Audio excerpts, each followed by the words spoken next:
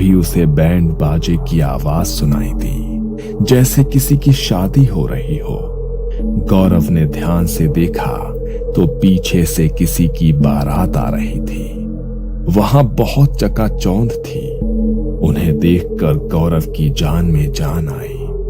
शायद ये लोग मेरी कुछ मदद कर सकें। इनके साथ निकलूंगा तो घर तक पहुंच ही जाऊंगा, वरना अकेले रहा तो मेरा बच पाना भी मुश्किल है। गौरव झाड़ियों से बाहर निकलने लगा। तभी उसे राहुल की कही हुई वो बात याद आई और वो फिर से झाड़ियों में दुबक कर बैठ गया। ये तो क्या करने जा रहा था गौरव? भूल गया राहुल ने तुझे क्या कहा था कि रात को यहाँ से भूतों की बारात गुजरती है, और अगर उनका ध्यान मुझ पर पड़ गया तो मुझे भी अपने साथ ही ले जाएंगे। मुझे कुछ भी करके इनसे बचना होगा, वरना अगर इन्होंने मुझे देख लिया तो ये तो मुझे मार ही डालेंगे। गौरव कांपते हुए झाड़ियों में बैठा था। उसके फोन की रिकॉर्डिंग अभी भी चालू थी, मगर अब उसमें कुछ रिकॉर्ड हो रहा था तो वो था सिर्फ उसका डर। बारात में बजने वाले ढोल, ताशे और शहनाइयों की आवाज जोर जोर से उसके कानों में पड़ रही थी। वो वहां से उनके निकलने का इंतजार कर रहा था।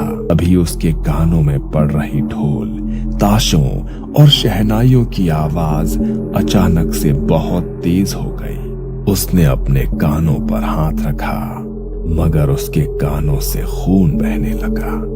उसने डरते हुए अपनी आंखें खोली और उसने देखा कि वो बारात धीरे धीरे उसके पास आती जा रही है, और जैसे जैसे वो बारात उसके पास आ रही थी वैसे वैसे उसका डर बढ़ता जा रहा था। उसने ध्यान से जब उनकी तरफ देखा तो वो आम लोगों जैसे नहीं थे। उन सब के चेहरे का मांस फटा हुआ था और आंखों की पुतलियां बाहर को निकल आई थी।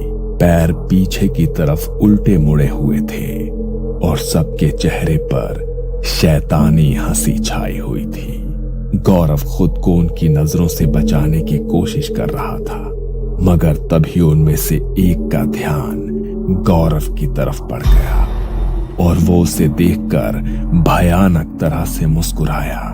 जैसे ही गौरव से उसकी आंखें मिली